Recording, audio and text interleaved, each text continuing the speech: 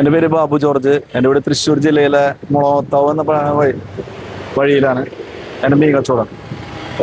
മുളോത്താവ് എന്ന് പറയുമ്പോൾ ഈ അയ്യപ്പൻ്റെ അമ്പലമുണ്ട്, അതിൻ്റെ തൊട്ടപ്പുറത്താണ് എൻ്റെ മീൻ കച്ചവടം. അപ്പോൾ 10-14 വയസ്സ് മുതൽ ഞാൻ മീൻ കച്ചവടം ചെയ്ത് തുടങ്ങിയത്. ഞാൻ ഫുട്പാത്തിലും മറ്റേ ടാർപ്പായൊക്കെ വലിച്ച് കെട്ടിയിട്ടും അങ്ങനെ കേട്ട് കിട്ടിയാണ് മീൻ കച്ചവടം ചെയ്തിരുന്നത്.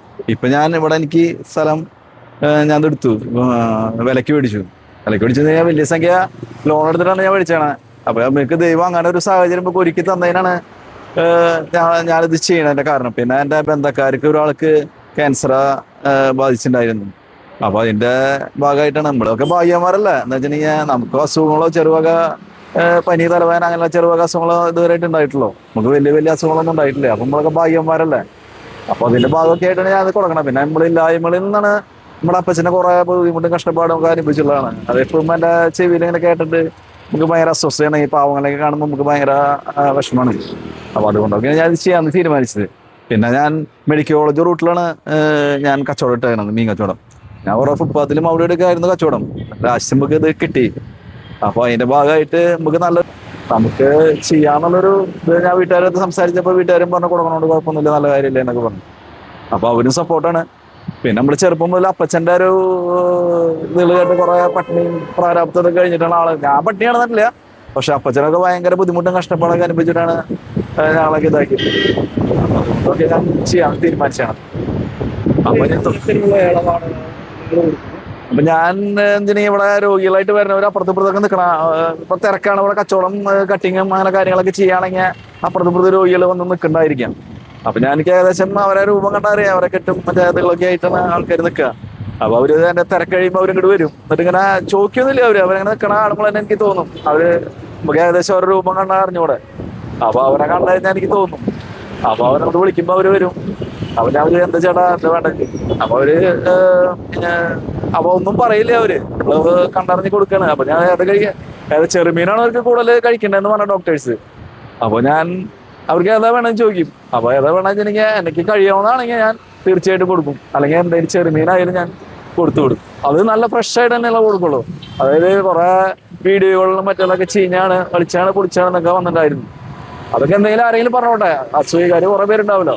നല്ലത് പറയാനായിട്ട് ഒരു ആൾക്കാരുണ്ടാവില്ലേ, പൊട്ട പറയാനൊക്കെ കൂടുതൽ ആൾക്കാരുണ്ടാവുള്ളൂ.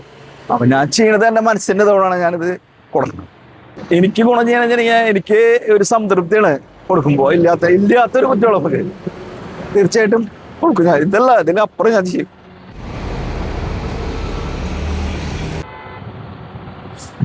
രോഗികൾ എന്ന് പറഞ്ഞു കഴിഞ്ഞാൽ അവര് വന്നിട്ട് പറയും ഏതാ വേണ്ട എന്താ വേണ്ടെന്ന് ഞാൻ ചോദിക്കുമ്പോ അവര് പറയും.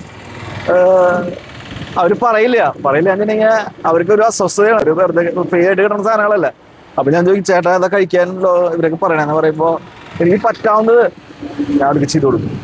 അത് ഞങ്ങൾ മെഡിക്കൽ കോളേജിൽ ഒരു ഡോക്ടേഴ്സ് സംസാരിച്ചു. ഈ തൃശ്ശൂർ മെഡിക്കൽ കോളേജിലെ ഒരു ഡോക്ടറുടെ എൻ്റെ ഒരു കണക്ഷൻ ഇവിടെ വരുന്നത് കസ്റ്റമറാണ്. അപ്പൊ ആളടുത്ത് ഞാൻ വിളിച്ച് ചോദിച്ചു അങ്ങനെ ആൾക്കാർ വരുമ്പോൾ എന്താ ചെയ്യുന്നത് ചോദിക്കുക. അപ്പൊ അവര് പറയും അവർക്കൊരു കാർഡ്, ഫിക്സ്ഡ് ഒരു കാർഡ് ഉണ്ടാവും. ഈ ഹീമോ മറ്റേ ചെയ്യുന്ന ആൾക്കാർക്ക് കാർഡ് ഉണ്ടാവും. അപ്പൊ അത് അവരുടെ അടുത്ത് കാണിക്കുകയാണെങ്കിൽ ഡേറ്റും കാര്യങ്ങളൊക്കെ അതിലുണ്ടാവും.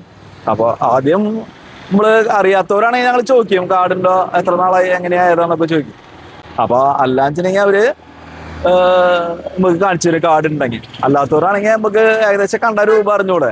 പിന്നെ ചിലവർ വേറെ രോഗികളുണ്ട് അങ്ങനെയാണ് ഇങ്ങനെയെന്ന് പറഞ്ഞിട്ട് കുറെ പേര് വരുന്നുണ്ട്.